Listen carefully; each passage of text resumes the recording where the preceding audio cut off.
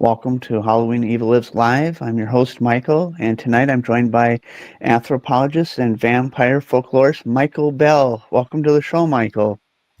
Thank you very much, Michael. It's a pleasure to be here. It's nice to have you on. Could you give us a little bit of your background as an anthropologist and your vampire graves studies that you've done? Okay, well, I started my undergraduate work and got my bachelor's degree in anthropology and archaeology from the University of Arizona, and then decided to go in the folklore direction. So I got a master's degree in folklore and mythology from UCLA. And when I went there, they were going to have a PhD program available by the time I got my master's. So I waited an extra year or so doing work as a research assistant on some African American voodoo materials, which was very interesting. But the PhD program didn't materialize. So then I went to Indiana University in Bloomington in the folklore department there and got my PhD in folklore with a minor in anthropology. All right. And what got you involved in studying these vampire graves that you've discovered? Well, it was just I guess, a matter of serendipity, which many things in our lives are, unless you believe in some predetermined fate. But I was doing a project in southern Rhode Island in 1981. So it was 1981. It was a South County project, and that is the southern part of Rhode Island, which is called, technically, it's Washington County. Before it was Washington County, of course, it was Kings County. But the people in the state, especially in the southern part of the state, have always called it South County. So I got a grant from the National Endowment for the Humanities to do a 2-year survey of traditional culture and folk life in South County. And I was fortunate to have a couple of interns who were being paid to help me. I guess you could say they were some primary informants, if you want to use that term. My contacts with local people in the county, and so we were setting up interviews. And one day, one of my interns, Dawn, came to me, DAWN, and said, "You know, I've set up an interview with this guy, Everett Peck, in Exeter." She said he calls himself a swamp Yankee. But he's a lot more than that. He's really the unofficial town historian. And so he's going to be able to tell us all kinds of interesting information about South County, about their folklore and their traditions. I said, "That's great." And she said, "But by the way, when we get there, make sure you ask him about the vampire and his family." So my brain did a kind of double take. Vampire in a family in Rhode Island, in the United States of America. So I had to think about that for a while because I like most of people in this country, or probably worldwide now, I had an image of what vampires were. You know, it was probably a cartoon character or an image based on Bela Lugosi playing Count Dracula in the I think it's 1932 Todd Browning movie.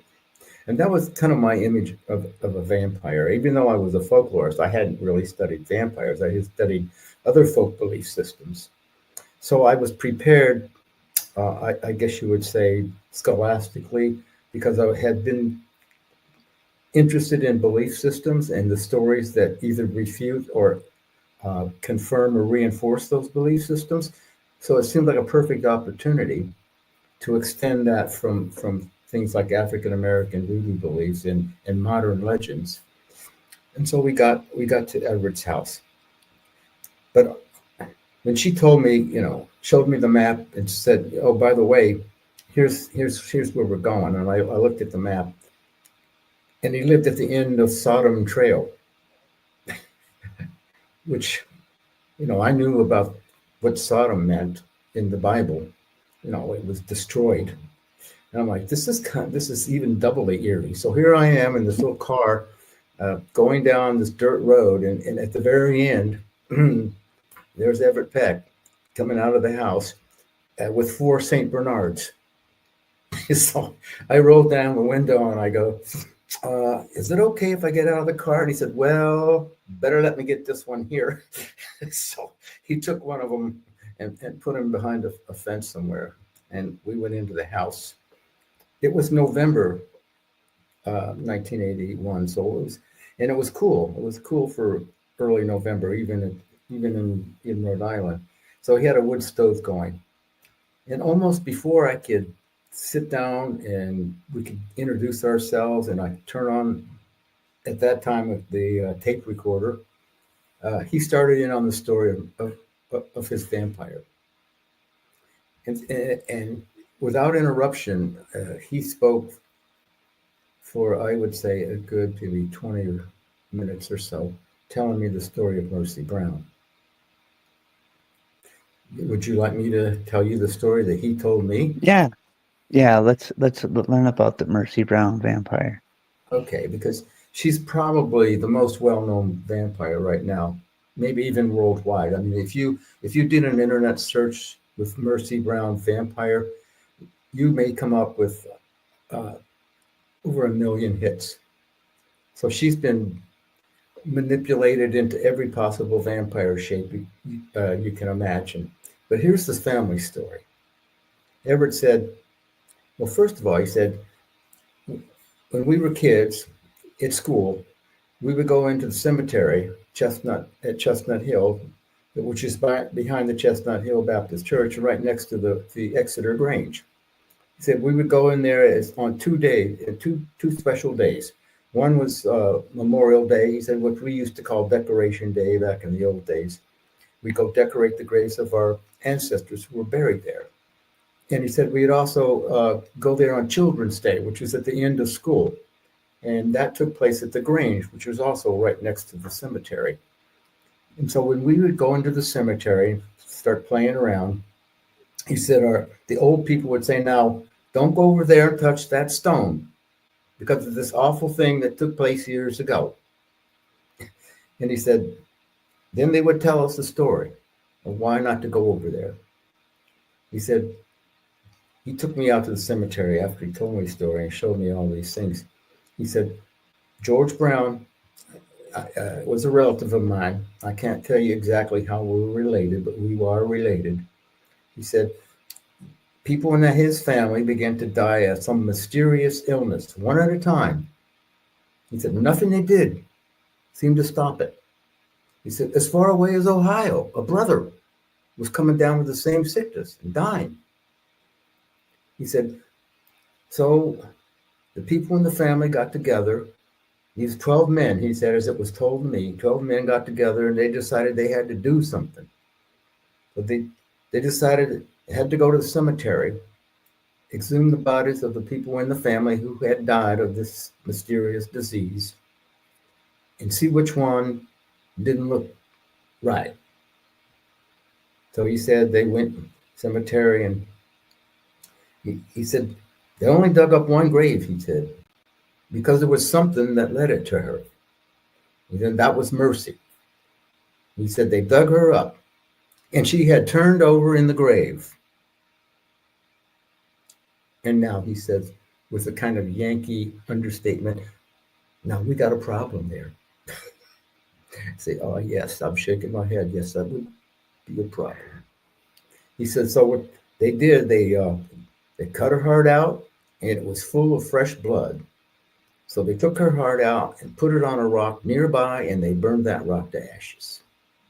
He said, now they did something with them ashes, and I don't remember that stuff there. But anyway, he said, that seemed to took care of the problem. After that, he said, nobody else in the family died. Wow. Yeah, so, I mean, I've heard his story over and over so many times, I could probably just recite it. I don't want to try to use his accent, which was really refreshing. As I described it in my book, Food for the Dead, the sound of his voice was like biting into a crisp Macintosh apple. It was very, very crisp and very nice. Anyway, obviously you can guess that I was wondering, did this really happen? As a folklorist who has a background in anthropology and also some history, I, I felt that this is a family story that was probably based on something that actually happened because it wasn't that long ago. He's, the old people he was talking about were people who were alive at that time. And here he was, he died this year before last at the age of 90, Mm. 94, I think. So he wasn't a young man when we were doing the interview. So he went. The story goes back. I figured it went back to the late 1800s, but it didn't take me long to find the documentation I was looking for. On March 19th, 1892, the Providence Journal ran a story. It was headlined "Testing a Horrible Superstition in the Town of Exeter." Bodies of dead relatives were taken from their graves under the belief that, that the vampire was killing them. And then several articles came out after that, and I followed those articles, and I found that Everett's story was basically correct, the family story. Uh, and I think it's important that he never called Mercy Brown a vampire. He didn't really use that word. Excuse me. And he didn't call the disease what they called it in the newspaper. They said the relatives had all died of consumption. So that got me on to following this trail. Everett said she turned over in the grave. Well, there was no mention in the newspaper that description that Mercy's body had been turned over in the grave. He also said there was only one body exhumed, and that was Mercy, was not accurate according to the newspaper. The newspaper said George Brown's wife, the mother of Mercy, had died first in the family, and she had been buried. And not long after that, Mary Olive, the oldest daughter, had died, and she was buried in the family cemetery. And then in March of 1892, Mercy Brown died. So they did not bury her. They did not inter her in the ground because here we are in 1892 in January in Rhode Island. And at that time, the ground would be too frozen for digging a grave because they were using hand tools, of course, at that time. There were no backhoes. So they put her in the above ground crypt that's still in the cemetery, waiting for the thaw in the spring so that she could be interred with the rest of her family. So according to the newspaper articles, they first exhumed the mother and found that she had basically decomposed completely, maybe a little hair left on top of her skull, and basically the same for Mary Olive, Mercy's older sister, who had died. But then they went to the crypt and they took out Mercy, and she seemed as fresh as the day she died. Well, on the scene, there happened to be a medical doctor who was interviewed and talked about this event. He was the medical examiner for the towns of North Kingstown and Exeter, and this happened in Exeter. So the family had asked him to be there, I guess, to perform the autopsy, to oversee things, to pronounce whether things were as they should be or not. And Dr. Metcalf said, of course, there was nothing unusual about Mercy Brown's condition of her, the condition of her corpse, because here it was, she was nearly frozen. So he didn't think there was any reason for them to, in his words, mutilate her corpse. But the attendants did that anyway. Well, her brother Edwin, who was the one they were trying to save, he had gone to Colorado Springs, newly married to Hortense Hines, Horty.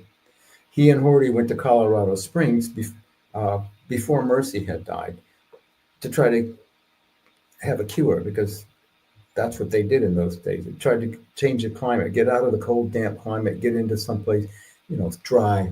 And Colorado Springs had just been created not long before then.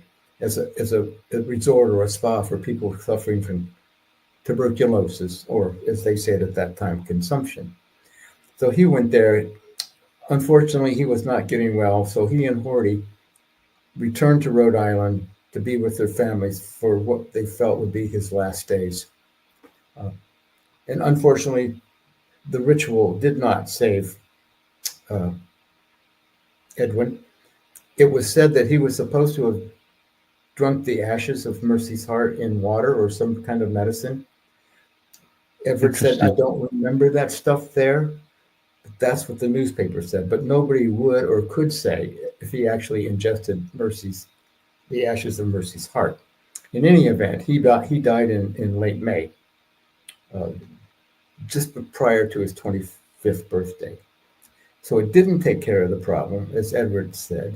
In fact, four more sisters passed away in quick succession. Some were at the age of 18, already married. Some had children very young, and one remaining sister. There were uh, all sisters, and Edwin was the only son. Survived into her 70s, and George Brown, the father, also survived and lived with his one sister until he passed away around 1924. So are these people experiencing any nightmares or something? Why they suspected a vampire? Or You know, as far as I know, they were not. No one mentioned that. He did, Everett did say there was something that led it to her. Now, I don't know what that was. I should have asked him. Um, in retrospect, there's a lot of things I should have done that I didn't. He did tell me later that he was out at Mercy's grave when he was a young man with a Model T. He and I think it was his cousin, went out to, were driving by the cemetery and they noticed a blue light hovering over the cemetery. So they went to check it out and he said there was a blue light right over Mercy's grave. He said, I can't explain it. I don't know what it was. But he said it really, and he said he told people about it and other people said, oh yeah, we've seen that before. Almost like, yeah, wow. of course. And of course, the blue light is ingrained in our folklore. A light appearing over a grave. I mean, if you recall in Bram Stoker's novel Dracula, there is a blue light that they see in the distance. That's this eerie glow. I think while Jonathan Harker's on the stagecoach going to the castle. And I did research on that when I was writing Food for the Dead.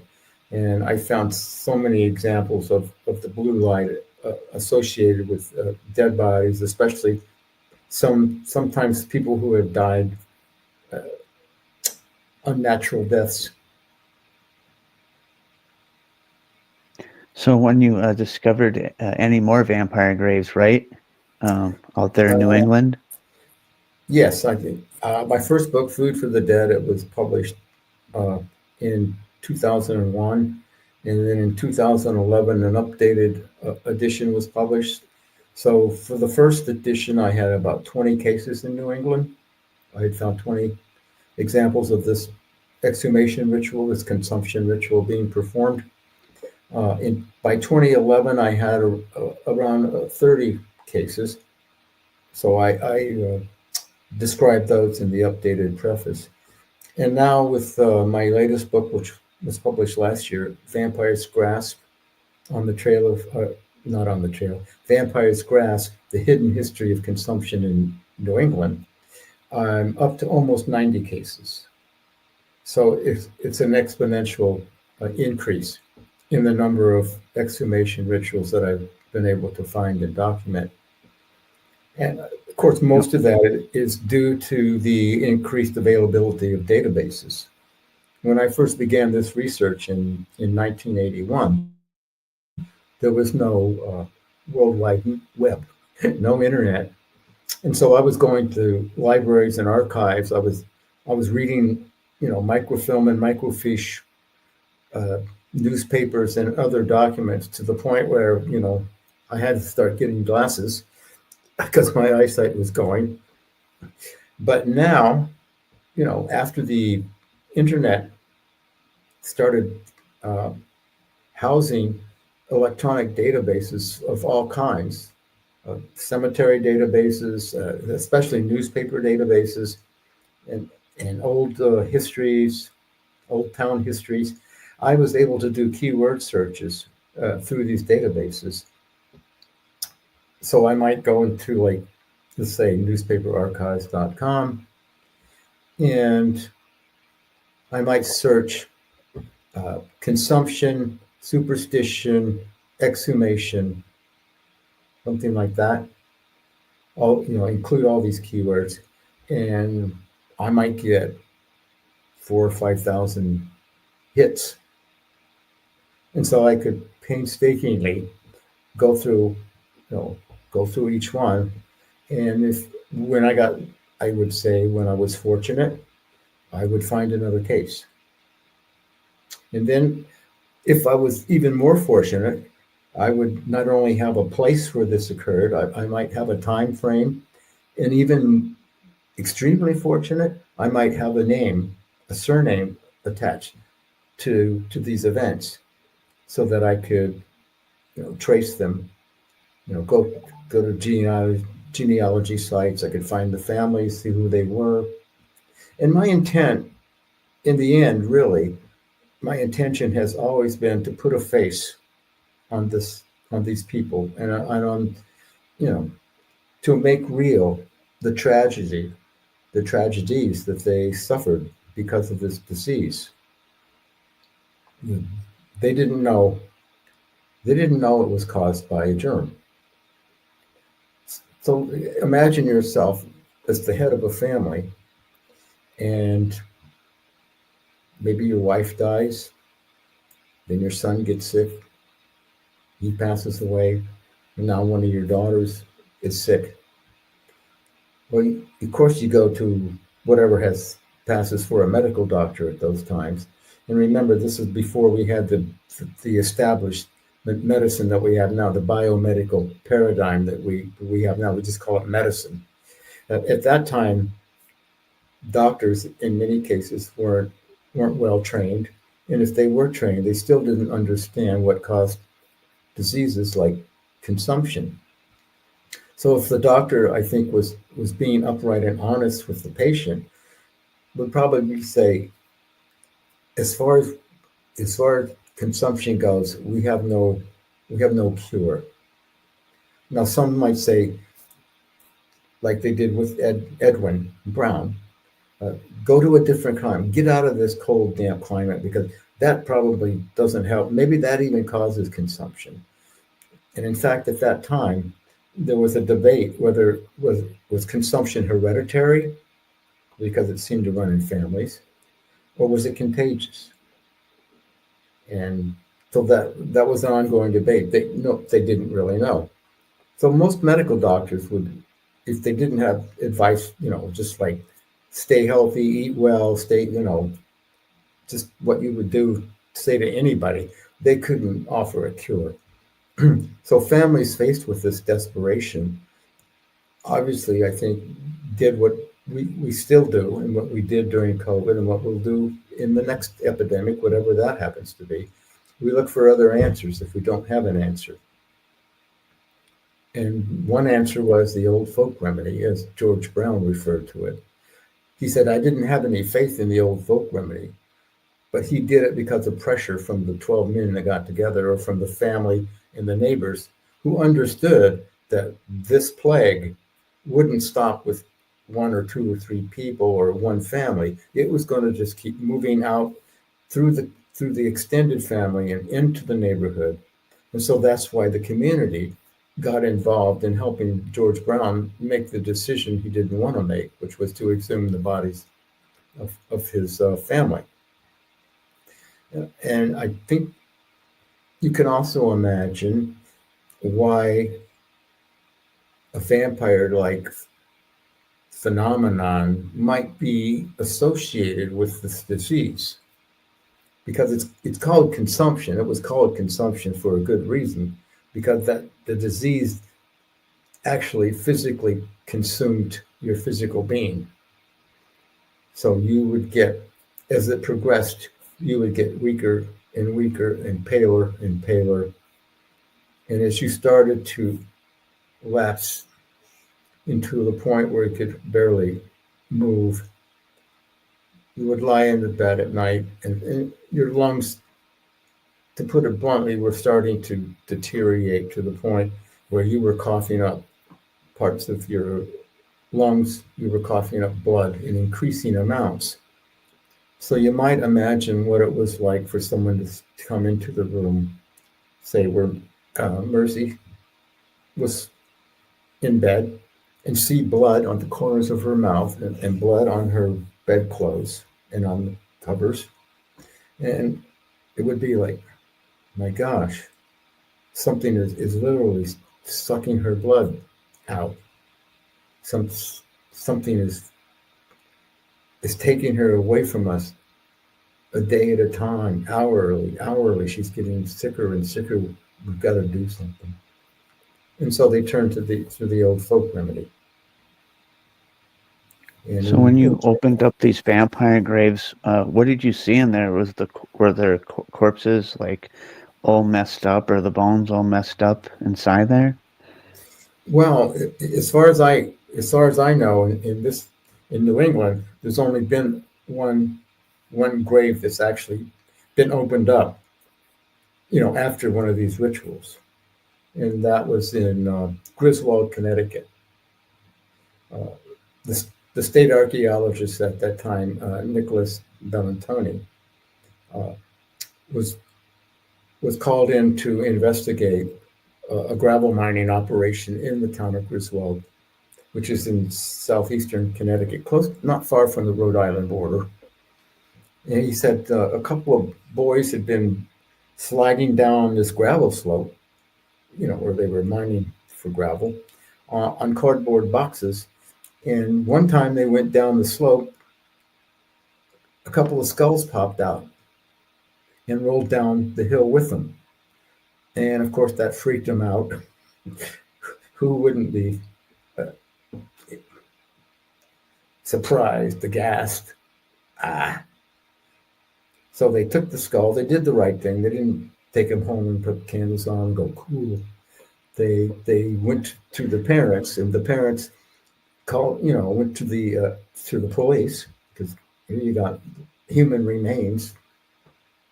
So at first the police thought, well, maybe maybe we got a serial killer here, because there had been some serial killers in that area. This was in 1991. I think it was 1991. But then they looked more closely at the skulls and said, this is really a job for Nick Bellantoni, the state archaeologist, because these are really old. So they called in Nick, and he started doing investigations, and he and his team found it was an unmarked family cemetery that was being eroded away by the gravel mining operation. And that's why the skulls had rolled down, because some of the burials were right near where they were excavating. So they're right on the edge of the cliff.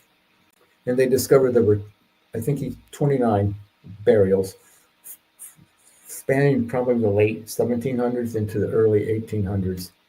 And basically, they were all what you might expect for burials at that time. They were shrouded with pins in a supine position, heads facing east, so that they could be ready for the awakening. But except one burial. And he said that one, when he was investigating, he found that the coffin had fallen in, but on top of the coffin, when it's spelled out in brass tacks, was JB 55. Now, he assumed that was the initials of the person there and the date of death. So he opened the coffin, and he describes this in several places, and he's giving a talk next month.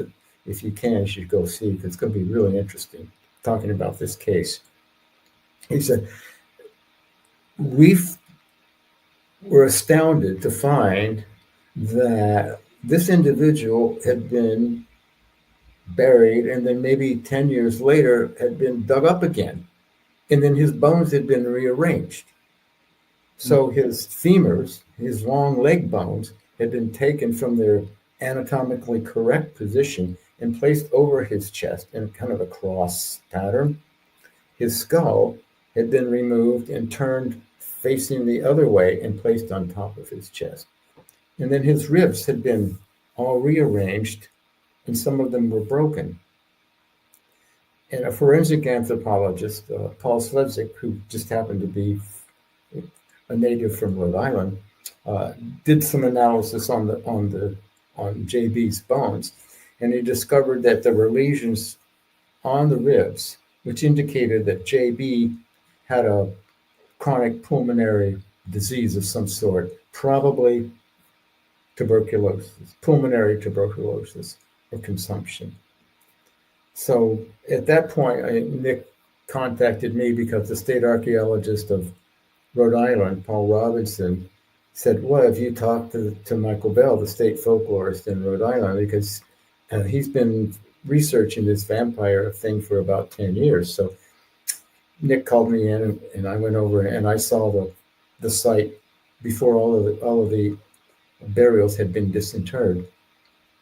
And so we put our heads together, Paul Sledzik and Nick Bellantoni and me, and the best scenario we could come up with is that JB probably died of consumption.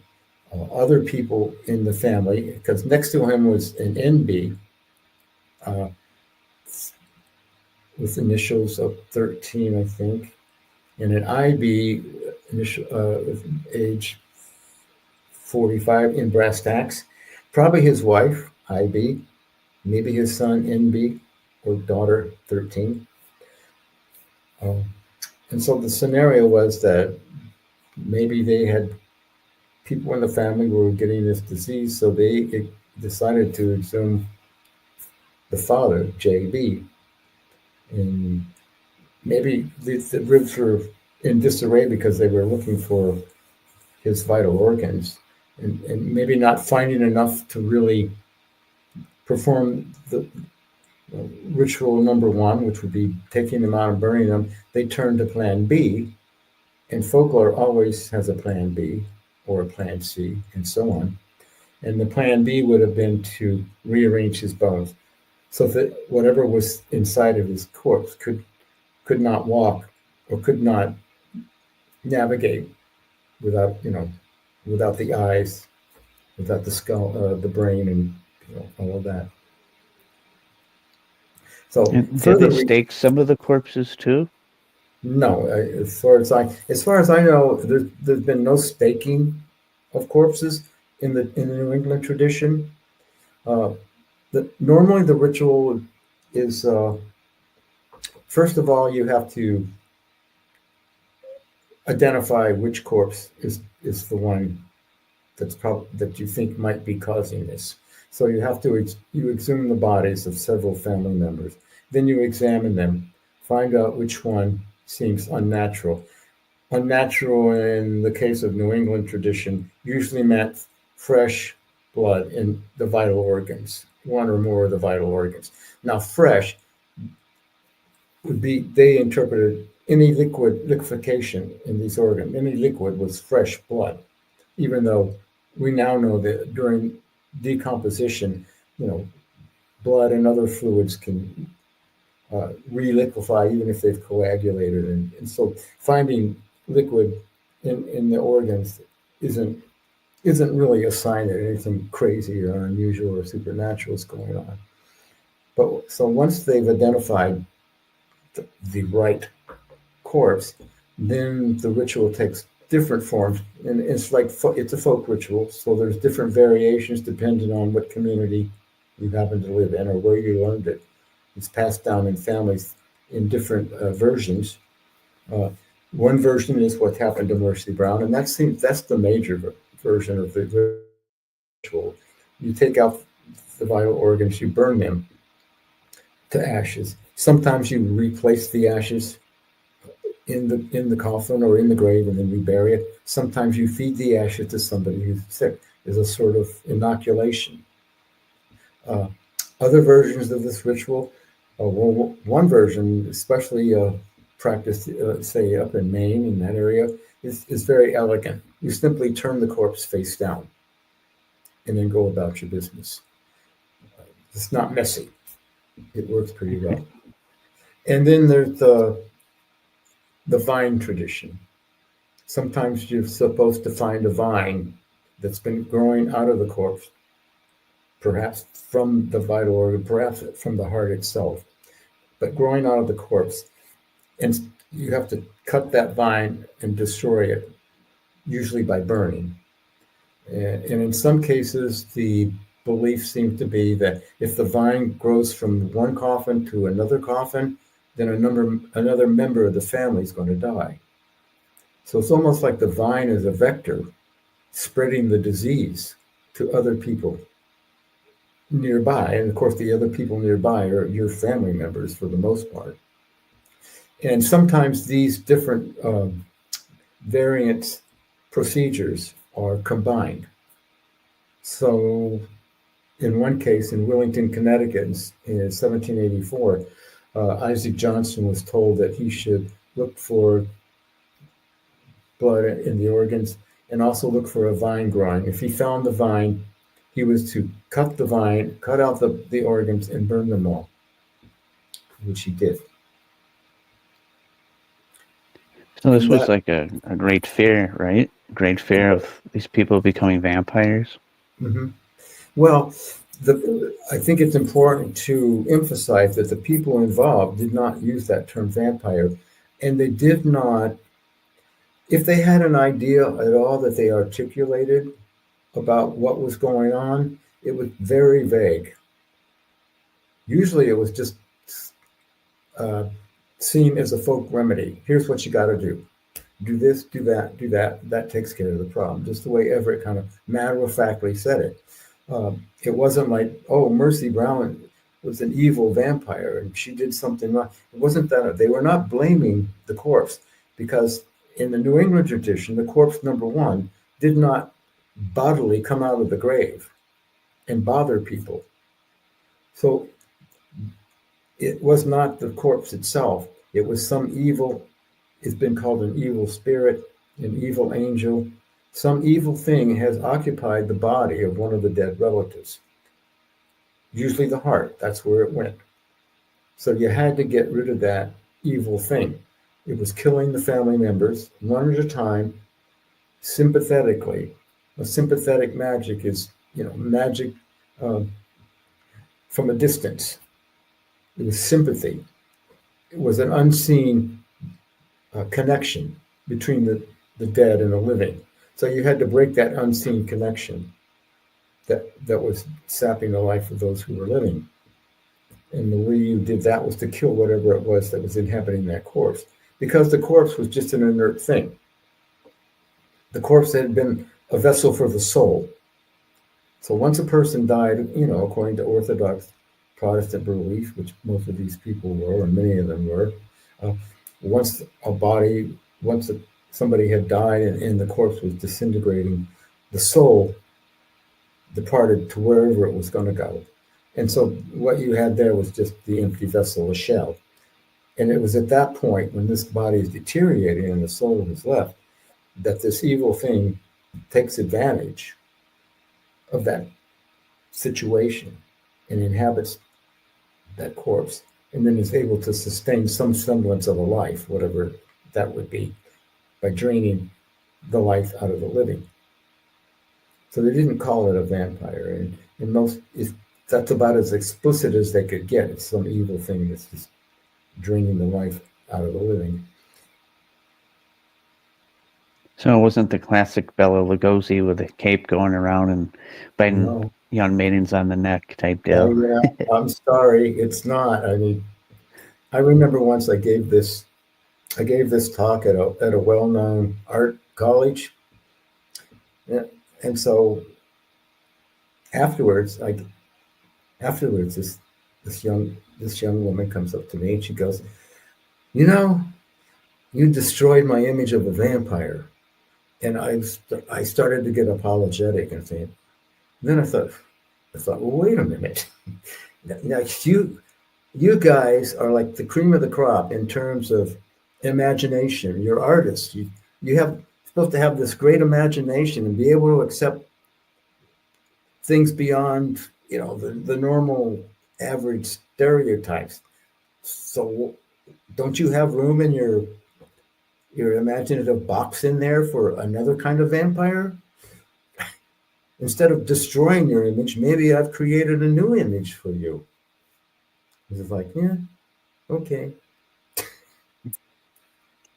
Yeah, it's not as romantic as the novels, I guess. That's probably what they were Sure. probably hinting at. Oh, yeah. Well, yeah, because in the novels, going way back to, like, I guess you can say even the romantic poetry of where vampires are involved, there is a romantic attachment, even a sexual attachment, and but that's absent in this in the New England tradition. It's in a sense, it's not personal. It seems personal, but it was basically impersonal. Now, I don't know, you might wonder, I certainly wondered how this belief and practice could have come to New England. I mean, most of the people who settled here in the early days were from England, most of them, or Dutch people. So did it come from Europe? Did it come? How could it come from England, where the tradition's not strong? Was it part of Native American lore? I mean, all of these things have been suggested by people over the decades and the centuries to try to explain it. I think the case from Willington that I mentioned in 1784, where Isaac Johnson would exhume the bodies of two of his children, looking for a vine growing for the coffin. That's the earliest case I have. Willington, Connecticut, 1784. Uh, It's from a letter written to the newspaper by a town selectman whose name was Moses Holmes. And Moses Holmes, in his letter, said, I want to warn people in this town about a foreign quack doctor who's telling people he can cure consumption. And in fact, he even talked our fellow townsman Isaac Johnson into doing it, and then he described the ritual, went through the whole thing. And he said, I just want to let people know about this great impostor. So I think we've got a really good clue. It's the earliest one I found, 1784, immediately after the American Revolution. And during the American Revolution, the British had employed mercenaries to come here and fight because they couldn't get enough of their own troops mustered to put down our rebellion here. And so they had Hessians. And many of the Hessians, they were not all Germans, as we usually think of Hessians as being Germans. And in fact, national borders weren't so set as they are now. So they could have been Polish, and maybe at one time, because of the compartments and stuff, Poland was part of Germany at one time, and so on. But anyway, these mercenaries, the Hessians, were from different parts of Europe, and many of them were, no doubt, from places where the vampire tradition was strong and was practiced and was well known. So I can imagine that foreign quack doctor, perhaps he had been a soldier, a Hessian. Maybe he had been captured and decided to stay here. Maybe he just decided to desert, or maybe he decided after the close of the revolution to stay here because there was more opportunities here. And so I can see some of these people trying to make a living by being an itinerant so-called quack doctor, going from town to town, selling remedies to people who needed remedies. And perhaps that's how it came to New England, maybe from different people at different times, which may be one reason we have different variations of the ritual. Turning the corpse upside down, burning the heart, looking for the vine, combining these So I think of it probably didn't take too long before this to become part of New England folk tradition. And when it did, it became part of the tradition as just a folk remedy. I can visualize your down to earth Yankee like Everett Peck, you swamp Yankee, going, don't bother me with all these details about this and that and how this happened. Just tell me what I have to do. Give me the bottom line. What do I got to do to stop this thing, and I'll do it. And that's what was being sold, and that's what was being bought by the families. And then as it got into folk tradition, then it traveled from one place to another by people. I have good examples of someone like from another county coming into town and saying to people, "Oh, you got this consumption problem. Well, here's what we were doing over here," and then telling people, how to cure consumption by informing them of the ritual. Yeah, because I know like Romania and Poland have similar burial rituals, correct? For if they think Mhm. someone has vampirism. Yes, yeah. The analogs are, the similarities are, are, well, I guess, precise. There's variation in the European tradition, just as there is in the New England tradition. And those variations match up very well with the New England tradition. Removing the heart, burning it. I haven't seen too much on the vine, looking for the vine. That, to me, I'm still trying to figure that one out. But turning the corpse upside down, now that is a very common thing in folk tradition everywhere, and not just for vampires, but just you know to keep a corpse from coming out of the grave, no matter what kind of corpse, no matter how you label it, whether it's a vampire, a ghoul, a ghost, a zombie, or whatever, just to keep it in the grave. Yeah, because I know there was like a couple of years back, like, somebody like did something in Romania and they got arrested for it.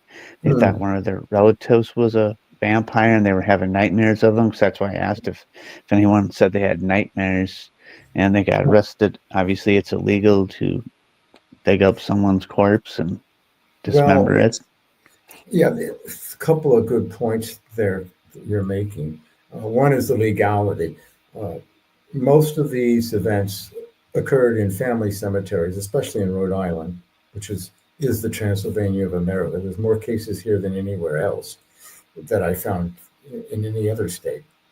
And in most of these cemeteries, they're small family cemeteries, and nobody's going to. First of all, nobody's going to. In most cases, now there are exceptions that are pretty interesting, but in most cases, nobody's going to know about it except your family or close relatives, and nobody's going to care that much.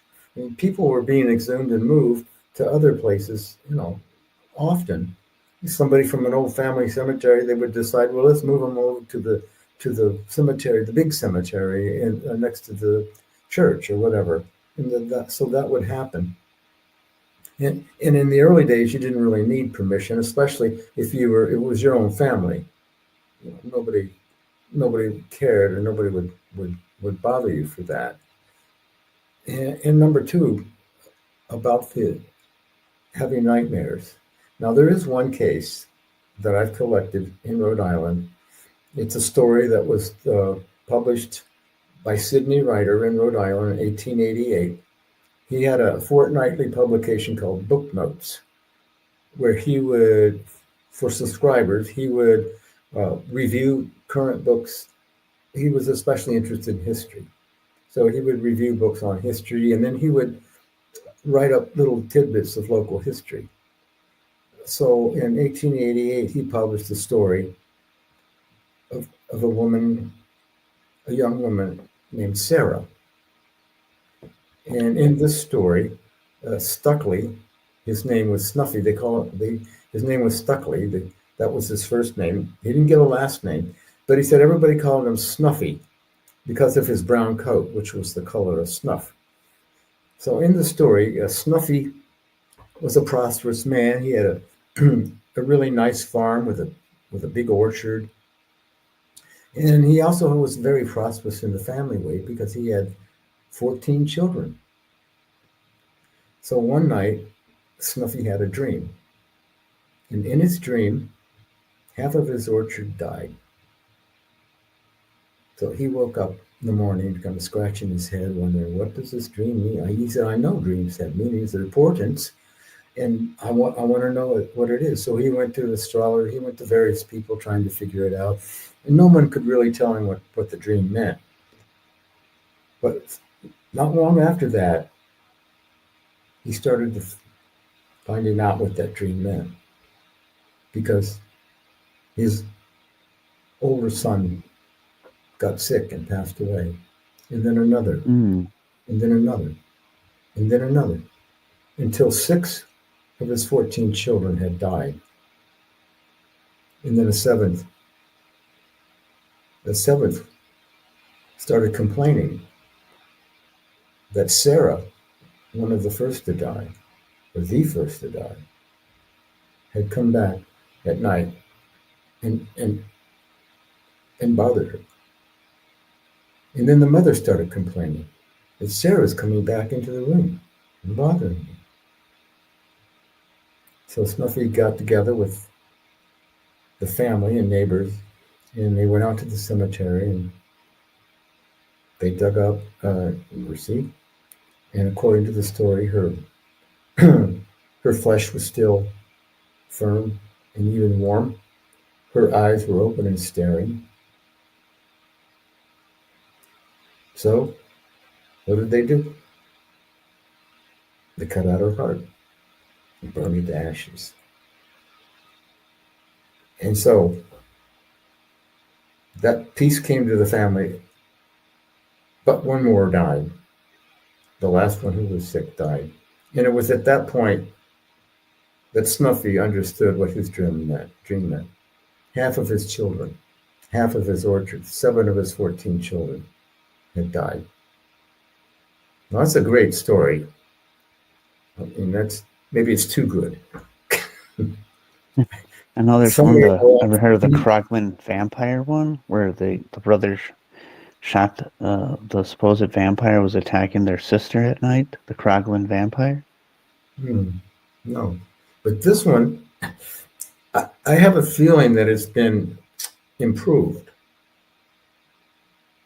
along the line somewhere, and I don't know. I don't know. I don't think Sidney Ryder would do that, having investigated who he was and how he was a stickler for facts, historical facts. I think he received the story from someone and just repeated it. Excuse me.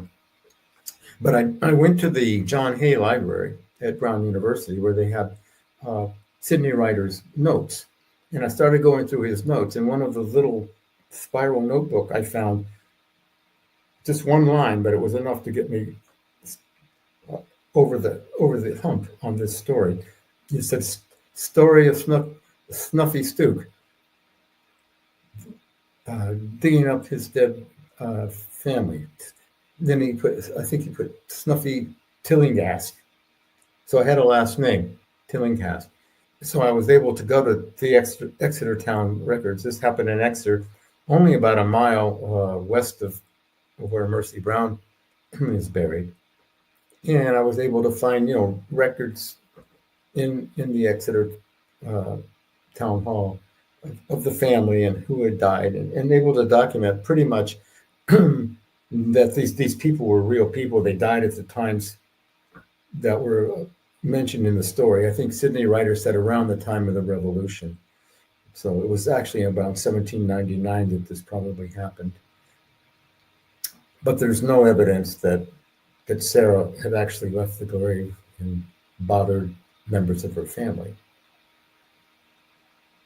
It's more like a spirit, you said, or something like that, not an actual corpse that rose. Right. Well, yeah. Is there any other evidence you found on that at all, like an actual burial for Sarah? Well, I have done ground penetrating radar in several of these cases. One with Nick Bellantoni looking for Isaac Johnson's the Isaac Johnson's family. That was not successful, but there was a case in Belchertown, Massachusetts, which is in the foothills of the Berkshires, in the Connecticut River, near the Connecticut River Valley. And this case was in 1788. It's a fascinating case for several reasons. Number one, uh, the town minister for over 50 years actually performed this ritual in his own family. And he wrote about it in a personal letter 2 days after the event. He wrote a letter to a friend of his describing, exhuming first the, the corpse of his mother in law. And they determined she was not the right one. So then they went and exhumed the corpse of his married daughter, Martha Dwight. And apparently they determined that she was probably the one. So they took her heart out and he said they buried it in a box about a foot above the grave. Now that's an unusual variant of this practice. I mean, usually if you're going to rebury, you put it in the coffin with the corpse, or you take the heart out and you do something like burn it and so on. This time he said we buried it in a wooden box about a foot above the grave. So one of the TV shows was doing a documentary, one of the film company, and he said, well, let's go out and let's hire somebody with ground penetrating radar, and let's go over these graves and let's see what we can find. Well, long story short, they found an anomaly about a foot above where her grave is, and probably where she was buried, because there's anomalies when you have a burial in the GPR. I don't know the science that well, but they did, from different perspectives over and over. They went over this with the radar and then found about a foot of the grave there was an anomaly, which was like an area that was disturbed, and perhaps there was something there that had decomposed. So that's besides JB in Griswold, Connecticut, who Nick Bellantoni found us in the archaeology. This is about as close as we have come to actually seeing inside, one of these so-called vampires' graves. I mean, you're not going to get permission to go and dig up a grave just because you want to see if this person's body was treated as a vampire. I mean, there are a lot of reasons you're not going to do that in terms of ethics and impracticality and so on. Yeah, I can imagine going to the judge and be like, yeah, we want to medically Right. get this grave open. We believe there's a vampire in it. Right. Well, I mean, that's been done, like, was it Jesse James and I don't know, some of the other well-known people in history. They've done that. But So what are your personal beliefs on vampires and vampires themselves, since you've been studying this? Do you have any beliefs in it, or? Well, it's because I consider myself, in a sense, an objective observer. I mean, my approach is what some anthropologists call radical empiricism, experience-centered interpretation. So I let the data speak for itself. I'm not going to impose my beliefs on what people tell me. I accept what they tell me, and then I try to contextualize it as fully and completely to the best of my ability. As I said, I want to put a face on the people involved, the families who were involved, as well as the people who were telling the stories. And that's how I organized my newest book, Vampire's Grass. It's organized around storytelling context. So I start with the participants, the observers, the people who were there, the eyewitnesses. And then I move on from there, covering like newspaper interpretations, the medical profession's interpretations by scientists, besides medical, like anthropologists and historians, interpretations especially by historians, and then how it's been filtered into literature and art stories. So the New England tradition has been used to create or fabricate other stories, and so that's a whole context in itself. So I want to know about the people involved. I want to know about the storytellers. I want to know how they interacted, if, how these stories function, what they meant, what's their context, were they used to prove or disprove the belief? How they've been used both ways, and that's basically what I document. I try to keep myself out of it as much as I can. Oh, I know no one is completely objective. We all have subjective attitudes, and in Food for the Dead, my first book, it's written in the first person, so you get a lot of my subjective feelings and opinions about what's going on. In Vampire's Grasp, I tried to take a step back and just look at it empirically, and not filtering so much through my own viewpoints or attitudes or beliefs. But to answer your question, I don't think that there was anything inhabiting the corpse that was killing the people. I think it was germs. So to me, the vampire was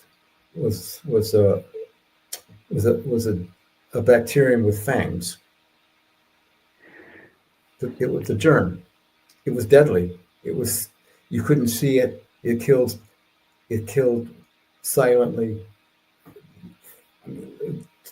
It was a vampire in that sense, at least in a symbolic and metaphorical sense. It's a vampire, and vampires have been used in all sorts of contexts, as metaphors, not just something coming out of the grave. But Voltaire had a whole in his encyclopedia. He had a whole section on different kinds of vampires, including businessmen, who were preying on the unsuspecting public. In the United States, during the abolitionist era, people who were against slavery characterized slavery as a kind of vampirism that was tearing out the heart of America. Was sucking the life out of this country, slavery. So slavery is a vampire. It's a good metaphor. So it's like a metaphor. Yeah. All right. Well, we appreciate having you on, Michael, and thank you for sharing your anthropologist view and your vampire folklore stories. We really appreciate having you on. And we'll leave your links down below for the books, and for if you have a website, you can send that to me as well. I'll leave that down below. So if anybody wants to purchase your books or contact you, they'll have the ability to do it. That'd be great. I appreciate it. And it's been a pleasure, Michael. Thanks for inviting me.